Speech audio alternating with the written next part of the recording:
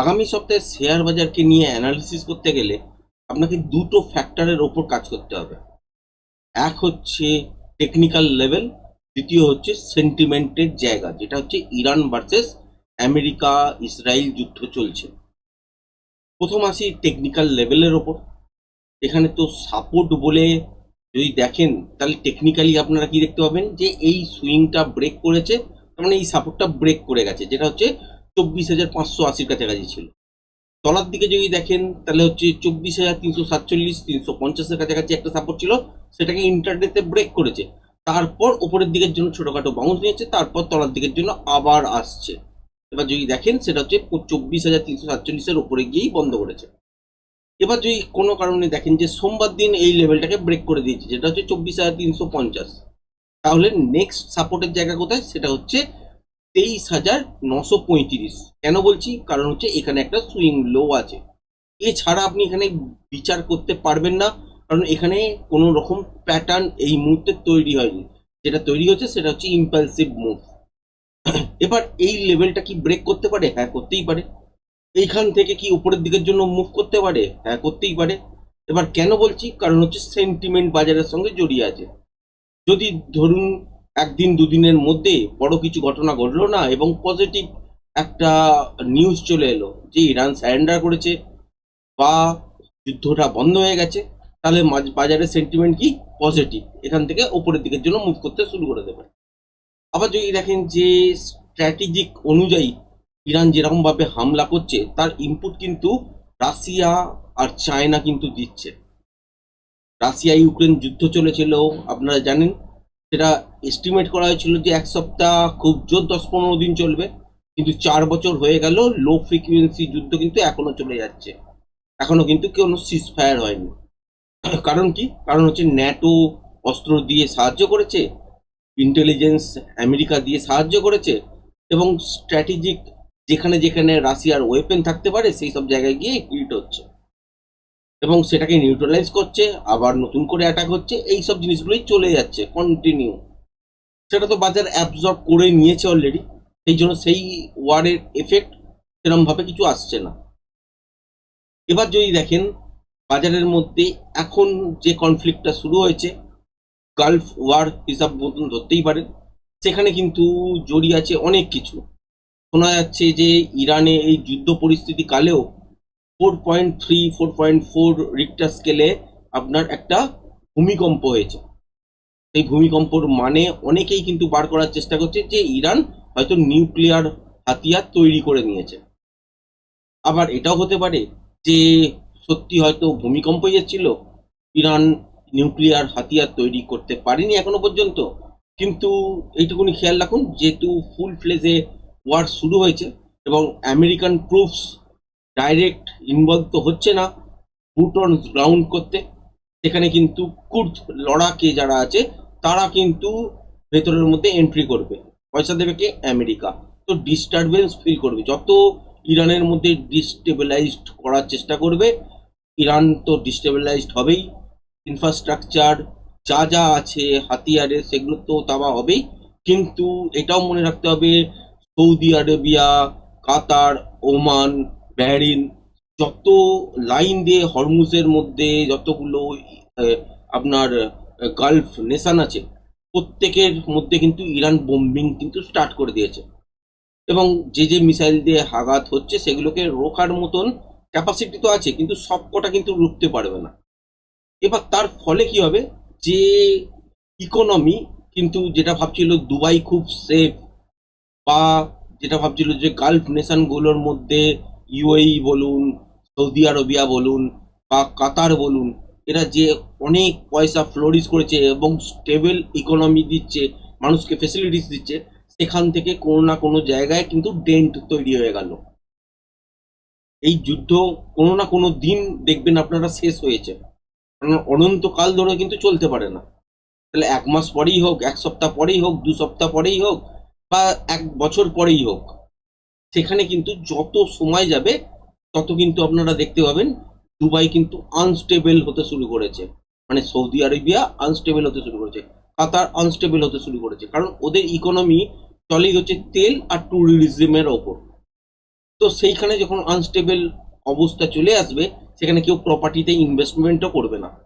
কারণ এই যে স্ট্র্যাটেজিক যে বোম্বিংগুলো ইরান অলরেডি করছে, সেটার ফলে এইটুকুনি বোঝা যাচ্ছে যে যুদ্ধের পরে এই যে ফান্ডিং বা ওয়ার্ল্ডের যে ফান্ড বিভিন্ন জায়গায় লাগতো, সেটা হচ্ছে এই দুবাই, কাতার, ওমান, সৌদি, এইসব জায়গায় কিন্তু স্ট্র্যাটেজিক ফান্ড এবং শিফটেড হতো, অনেক কিছু বড় বড় কোম্পানি খুলতো, সেখান থেকে মানুষের কিন্তু বিশ্বাস আস্তে আস্তে চলে যাবে এবং সেগুলো আস্তে আস্তে কিন্তু ইস্টের দিকে আসবে, ওয়েস্ট থেকে ইস্টের দিকে জন্য আসার চেষ্টা করবে।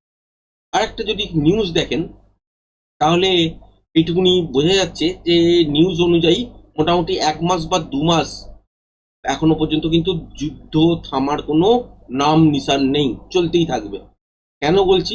কারণ আমি ভুল হতেও পারি, কিন্তু লজিক্যালি যদি দেখেন যে একবার আমেরিকা বলছিল যে ইরা এ, রাশিয়া থেকে তেল কেনা যাবে না।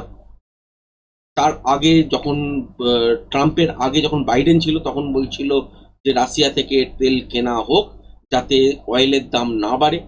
ট্রাম্প আসার পর ঠিক তার আদেশ উল্টো হয়ে গেল, ট্যারিফ লাগলো এক্সট্রা, তার জন্য 25%। যদিও শুনতে খুব খারাপ লাগে, তবু কিন্তু এটা বাস্তব। যাই হোক, তারপরে আপাতত যে এই কনফ্লিক্টটা শুরু হয়েছে, ইরান ভার্সেস আমেরিকা ইসরায়েল, তো তার জন্য কিন্তু আবারও রাশিয়া থেকে তেল কিন্তু ভারত কিনতে পারে 30 দিনের জন্য। একটা অ্যানাউন্সমেন্ট হয়ে গেছে অলরেডি। এর ফলে কি হবে, যে রাশিয়া থেকে যেমন তেল আসবে, বিক্রি হবে, রাশিয়ার মধ্যে ইকোনমিও কিছু না কিছু ভাবে বুস্ট হবে।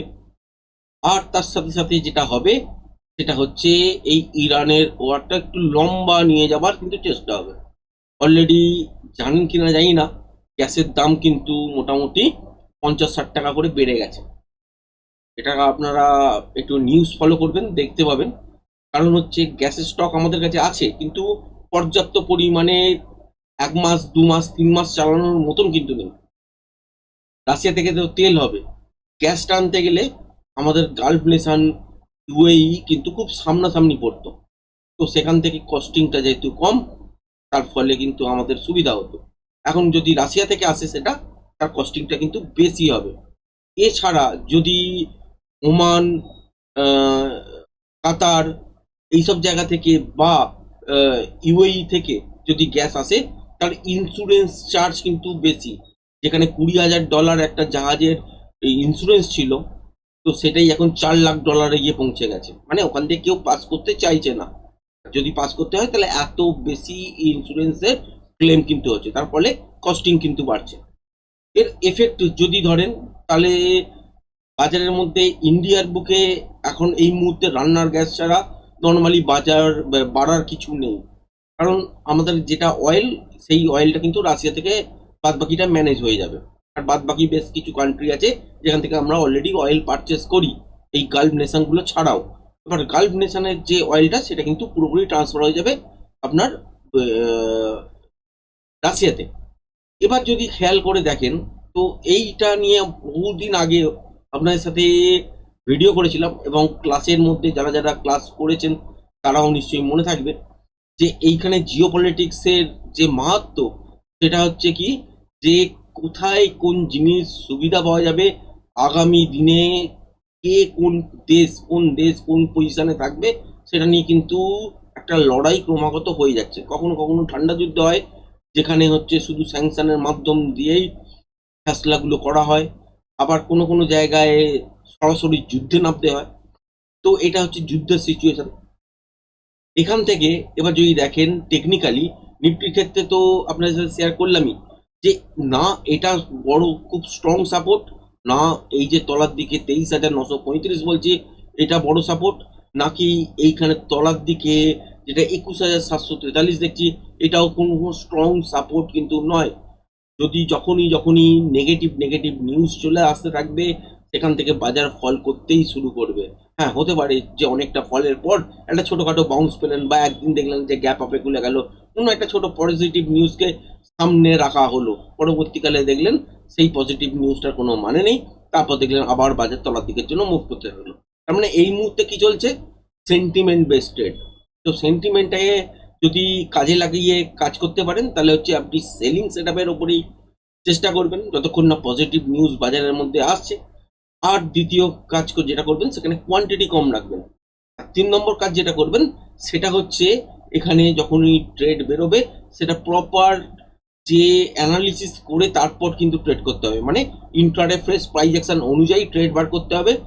মোটামুটি একটা পয়েন্টের মধ্যেই আপনাকে সেট করতে হবে। খুব বেশি যে পয়েন্ট পাবেন তার আশা করতে যাবেন না, খুব বড় যে কোয়ান্টিটি নিয়ে কাজ করতে যাবেন সেটাও কিন্তু করবেন না, কারণ ক্যাপিটাল যে কোনো সময় ওয়াইপ আউট হতে পারে। তো এখানে ইন্ট্রাডে বেসিসে ট্রেড হবে, কোনো পজিশন ট্রেড হবে না। আর সেলের দিকে প্রেসার রাখবেন, মানে প্রেফার করবেন সেলটাকেই, যে সেলের দিকে যে ট্রেডটা যদি প্যাটার্ন অনুযায়ী বেরোয় তাহলে সেটাকে কাজ করতে যাবেন, তাও কোয়ান্টিটি কিন্তু হাফ রেখে। আবার যদি যখনই বাইং সেট যদি তৈরি হয় ইন্ট্রাডে প্যাটার্ন অনুযায়ী কোনো একটা বাউন্স ব্যাকের ক্ষেত্রে, তাহলে সেখানেও হয়তো কাজ করবেন, কিন্তু যা ক্যাপিটাল আছে বা যা কোয়ান্টিটি নিয়ে কাজ করবেন তাহলে 1/4 নিয়ে, যতক্ষণ না সেন্টিমেন্ট ঘুরছে। কারণ এখান থেকে গ্যাপ ডাউনে আপনারা বড় সড়ো তলার দিকেও সোমবার দিন দেখতে পারেন। কখন দেখতে পারেন? যদি দেখেন যে ইরান সত্যিকারের নিউক্লিয়ার বোম বানিয়ে নিয়েছে আর ইসরায়েলের প্রতি অ্যাটাক করে দিয়েছে, বা ছোট ছোট বোম অ্যাটাক করেছে, নিউক্লিয়ার বোম।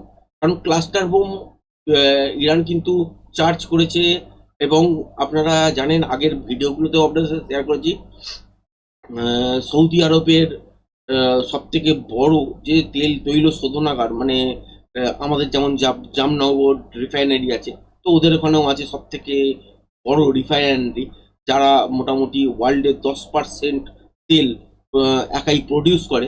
তো সেই কোম্পানিতেও কিন্তু ইরানের ড্রোন দিয়ে হামলা করেছে এবং কোম্পানি আপাতত কিন্তু শাটডাউন অবস্থাতেই আছে। সুতরাং কোথায় যে যুদ্ধ আম, এগোবে, কারণ যুদ্ধ শুরু করাটা একটা জিনিস মনে রাখবেন, কোনো একজনের হাতে বা দুজনের হাতে আছে। যে দেশের সঙ্গে যুদ্ধ হচ্ছে আর যে করতে যাচ্ছে, এই দুজনের হাতে আছে যে কিভাবে সেইটাকে রিকভার করা যায়। কিন্তু যখন যুদ্ধ শুরু হয়ে যায় তখন কিন্তু কারোর হাতে নেই, এখানে কিন্তু আরো অনেকেই ইনভলভমেন্ট করতে শুরু করে আস্তে আস্তে। আজ দেখছেন রাশিয়া, চায়না ইন্টেলিজেন্স দিয়ে ইরানকে সাপোর্ট করছে। কালকে দেখবেন যুদ্ধে যদি সৈনিক দরকার পড়ে নর্থ কোরিয়া থেকে চলে আসবে, বা দেখলেন যে নর্থ কোরিয়ার হয়তো নিউক্লিয়ার মিসাইল হয়তো ইরানের মধ্যে গিয়ে ইনস্টল করে দিল, এরমও কিছু করতে পারে। তো এই যতটা ঘটনা যেমন যেমন নেগেটিভ প্রভাব পড়বে সেরম সেরম বাজার কিন্তু তলার দিকের জন্য মুভ করতে থাকবে। এখানে যদি এক্স্যাক্ট আপনাকে কোনো লো আইডেন্টিফাই করতে হয় বা কত দূর পর্যন্ত মার্কেট আসতে পারে সেটা যদি প্রেডিক্ট করতে হয়, এটা পুরোপুরি সেন্টিমেন্ট বেস বাজার। তো এখানে আপনি প্রেডিক্ট করতে পারবেন না। আর যে মুভটা হচ্ছে এটা কোনো প্যাটার্নের অংশের মধ্যেই পড়ছে না, এটা হচ্ছে ইম্পালসিভ মুভ। এই ইম্পালসিভ মুভটার কোনো রকম মাপ হয় না। হতে পারে যে এখান থেকে তলার দিকের জন্য পড়লো, দেখলেন যে এই সুইংটা যেটা হচ্ছে 23,935 এটাকেও ব্রেক করলো, তলার দিকের জন্য কিছুটা মুভ করলো, করার পর দেখলেন যে পজিটিভ নিউজ আসতে শুরু করলো, বাজার এখান থেকে উপরের দিকের জন্য ঘুরতে শুরু করে দিল। তারপর গিয়ে তৈরি হয়ে যাবে প্যাটার্ন। তখন গিয়ে আপনারা বুঝতে পারবেন যে এই প্যাটার্নটা অনুযায়ী কত দূর পর্যন্ত উপরের দিকে বা এখান থেকে তলার দিকের জন্য এর আফটার এফেক্ট কি আছে সেইগুলোকে অ্যানালিসিস করার পর বাজার তলার দিকে আসবে নাকি উপরের দিকের জন্য যাবে সেখানে প্রেডিকশন করা যায়। কারণ এই মুভটাকে কিন্তু প্রেডিকশন করতে পারবেন না, বাজার এখানে দাঁড়াবে না তলায় একদম আসবে নাকি এটাকে ব্রেক করে দিয়ে তলায় চলে যাবে, কেউ জানে না। যেমন যেমন পরিস্থিতি হবে সেই রকম অনুযায়ী কিন্তু কাজ হবে। ব্যাংক নিফটির ক্ষেত্রে যদি দেখি, ব্যাংক নিফটিতে কি দেখতে পাচ্ছি? ব্যাংক নিফটিতে দেখতে পাচ্ছি যে এই যে 59,148 এটাকে তো ব্রেক করে চলেইছে। এখানে কোনো সাপোর্টের জায়গা ছিল না, অ্যাকচুয়ালি সাপোর্ট ছিল এইখানটা টেকনিক্যালি, যেটা হচ্ছে 57,783, সেটাকেও ব্রেক করেছে, তার উপরে গিয়েই জাস্ট বন্ধ করেছে। যাই হোক, সেই লেভেলটাকে যে কোনো সময় ব্রেক করতে পারে, গ্যাপ ডাউনের সঙ্গে সঙ্গে খুলতে পারে, তলার দিকের জন্য মুভ করতে পারে। নেক্সট সাপোর্টের জায়গায় যদি দেখেন তাহলে এই সুইং লোটা যেটা হচ্ছে 57,157, এই জায়গাটা, এটাকেও যে স্ট্রং সাপোর্ট বলবেন তার কোনো মানে নেই। কারণ এখান থেকে তলার দিকের জন্য ব্রেক যখন তখন খুলতে পারে, গ্যাপ ডাউনে সোমবার দিন যদি খোলে এইসব লেভেলের তলাতেও খুলতে পারে। কারণ বড় কিছু ঘটনা যদি আজ রাত্রিবেলা বা কালকে ঘটে যায়, বা ইরান যদি নিউক্লিয়ার বোম মারার কোনো হুমকিও দিয়ে দেয়, তাহলেও বড় সড়ো কিন্তু এখানে তলার দিকের জন্য গ্যাপ ডাউন আপনারা দেখবেন। আর যদি মেরে দেয় তাহলে তো ছেড়েই দিন, মার্কেটের মধ্যে মোটামুটি দেখে নেবেন যে মোটামুটি সার্কিট লেগে গিয়ে আবার মতন অবস্থা হয়ে যাবে, কারণ 5% 7% তলাতেই করে গিয়ে খুলে যাবে, কারণ সেন্টিমেন্ট কিন্তু বাজারের মধ্যে এই মুহূর্তে নেগেটিভ। এবার যদি দেখেন যে বাজারের মধ্যে ট্রেন্ড কি বলছে, ট্রেন্ডও কিন্তু নেগেটিভ অলরেডি হয়ে গেছে। এবার এই যুদ্ধটার প্রভাব এত বেশি পড়ছে কেন? কারণ আমাদের এর সঙ্গে কিন্তু ডাইরেক্ট অনেক কিছু ইনভলভমেন্ট আছে। হ্যাঁ, অনেক কিছু জিনিস হয়তো কিনি না, তেলটাই শুধু কিনি, কিন্তু তেলের ওপরেই দাঁড়িয়ে আছে কিন্তু পুরোপুরি ট্রান্সপোর্টেশন। যে কোনো জিনিসের ট্রান্সপোর্টেশন কিন্তু তেলের ওপরে দাঁড়িয়ে আছে। তেলটা এখনো পর্যন্ত আমরা ম্যানেজ করতে পেরেছি, গ্যাসটাকে ম্যানেজ করতে পারিনি, সেই জন্য চার্জ কিন্তু অলরেডি বাড়ছে রান্নার গ্যাসে আপনারা দেখছেন, এবং গ্যাস সম্বন্ধিত সব জিনিসের মধ্যেই কিছু না কিছু ভাবে বাড়বে। এবার যদি ব্যাংক নিফটির ক্ষেত্রে দেখেন তাহলে হচ্ছে নর্মালি টেকনিক্যাল আইডিয়া অনুযায়ী যদি রাখতে চান তাহলে 57,157 এটা হচ্ছে একটা সাপোর্টের জায়গা দাঁড়াচ্ছে। 57,783 ব্রেক করা মানে 57,157 পর্যন্ত কোনো বাধা নেই।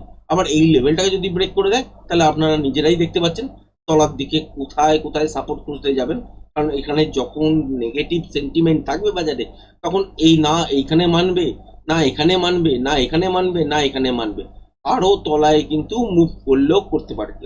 তাহলে বুঝতে পারছেন আপাতত সিচুয়েশন কি আছে। সাপোর্ট জোন যদি যেটাকে বলছেন টেকনিক্যালি, সেটা হচ্ছে এই জোনটার মধ্যে 57,157 50 এটাকে যদি ব্রেক করে চলতে শুরু করে তাহলে আর এই মুহূর্তে সাপোর্ট আপনারা দেখতে পাবেন না। তলার দিকে এই সব জায়গার কাছাকাছি গিয়ে দাঁড়াতে পারেন। নেক্সট সাপোর্ট যেটা হচ্ছে 54,200 থেকে 53,700 এইসবের মধ্যে এইসবের মধ্যে পাবেন। এটাকেও ব্রেক করে দিয়ে তলার দিকের জন্য চলতে পারে। তার মানে আলটিমেট সাপোর্টের জায়গায় এই মুহূর্তে খোঁজা যাবে না, সেন্টিমেন্ট দেখে বাজার কিন্তু রিয়াকশন দেবে। হ্যাঁ, হতে পারে যে এখান থেকে তলার দিকে পড়তে পড়তে দেখলেন যে 54,800 পর্যন্ত চলে এসছে, পরের দিন ভাবছেন যে এইখানে একটা সাপোর্ট আছে, তারপরে একটা সাপোর্ট আছে, কোনো একটা পজিটিভ নিউজ চলে এলো, তাহলে বাজার এখান থেকে আস্তে আস্তে কিন্তু গ্যাপ আপ ওপেনিং হবে এবং ঘুরতে শুরু করে দেবে, এবং তারপর প্যাটার্ন তৈরি হবে, সেই অনুযায়ী কিন্তু বাজার স্টেবিলিটি প্রদান করবে।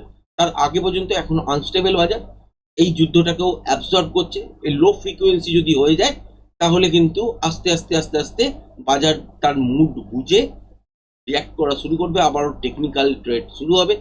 এছাড়া এখনো পর্যন্ত এটা সবে 7 দিন 8 দিন যুদ্ধ চলছে, দেখো এখনো কিন্তু সেন্টিমেন্ট পুরোপুরি নেগেটিভ।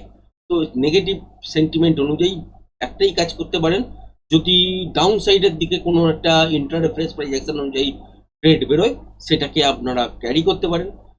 এই মুহূর্তে সেন্টিমেন্ট বেস ট্রেড ডাউন সাইডের দিকের জন্য বেস্ট, মানে প্রত্যেকটা রাইজিং এর পর একটা করে সেল অফ কিন্তু বাজারের মধ্যে আসবে, আর সেটা কিন্তু নতুন লো তৈরি করবে। পজিটিভ কোনো যদি নিউজ চলে আসে সেখান থেকে বাজার ঘুরতে শুরু করতে পারে, সেই জন্য কি করতে পারেন যে সেইখানে তখন পজিটিভ মুভমেন্টে মানে বাইং সেট আপের ওপর কাজ করতে পারেন। তার আগে এই মুহূর্তে বাইং সেট আপটাকে অ্যাভয়েড করাই বেটার, আর যদি করতেই হয় খুবই মিনিমাম কোয়ান্টিটি নিয়ে কাজ করবেন, কারণ ক্যাপিটাল থাকলে কোনো না কোনো দিন যুদ্ধ শেষ হবে, আবারও টেকনিক্যাল অনুযায়ী বাজার চলা শুরু করবে, এবং এই যত বেশি সেন্টিমেন্ট বাজারের মধ্যে থাকবে পলিটিক্যাল, তো সেইগুলোকে এফেক্ট তো দেয়। তো এটা খেয়াল রাখবেন যে যখনই টেকনিক্যাল অনুযায়ী বাজার চলতে শুরু করবে সেই সময় কিন্তু কাজ করা খুব সুন্দর হবে, স্মুথ হবে, এবং প্রত্যেকটা লেভেল ধরে ধরে আইডেন্টিফাই করতে পারবেন যে কোনখান থেকে কত দূর পর্যন্ত আসতে পারে বাজার। এর আগে যদি দেখেন তাহলে হচ্ছে এই যে সিচুয়েশনগুলো তৈরি হচ্ছে এগুলো হচ্ছে সেন্টিমেন্ট নিয়েই তৈরি হচ্ছে, কারণ আপনারা জানেনই বাজেটের দিন কি হয়েছিল, এসটিটি বাড়ানোর ফলে তলার দিকের জন্য সরাসরি মুভ হয়েছিল, সেটা ইন্টারফেস প্রাইস অ্যাকশন অনুযায়ী ক্র্যাক করতে হয়েছে। তারপর যদি দেখেন পরের দিনই কিন্তু চলে এলো ট্যারিফ যেটা আছে সেটা হচ্ছে ইন্ডিয়ার ওপর থেকে 25% রিডিউস হয়ে গেল। তার সাথে সাথে ট্রেড ডিল বলে মিডিয়াতে ফোরকাস্ট হতে শুরু করলো, তার ফলে লাইভ হাইয়ের কাছাকাছি নিফটির ক্ষেত্রে আপনারা দেখেছেন ব্যাংক নিফটিতে তো লাইভ হাই তো পেয়েছিল, তো সেখানে গ্যাপ আপ ওপেনিং হওয়ার পর তলার দিকের জন্য মুভ করতে শুরু করেছিল, এবং সেই মুভটা কিন্তু আর সাস্টেনেবল সেরকম ভাবে হয়নি। তারপর থেকে এই যে ইরানের যুদ্ধ শুরু, এইসব নিয়েই কিন্তু চলছে। সুতরাং অনেক কিছু জিনিস আজকে ডিটেলসে আপনাদের সাথে শেয়ার করলাম, যে যুদ্ধ পরিস্থিতি এবং মার্কেটের টেকনিক্যাল সব কিছু মিলিয়েই এই জন্যই জিও পলিটিক্সটা একটু দরকার হয়ে পড়ে, এবং অনেকটা লম্বা ভিডিও হয়ে গেছে, আর বাড়াচ্ছি না, যতটুকুনি বোঝাতে পারলাম এই শর্ট টাইমের মধ্যে তো আপনাদের সাথে শেয়ার করার চেষ্টা করলাম। কেমন লাগলো কমেন্টস করে অবশ্যই জানাবেন। ধন্যবাদ।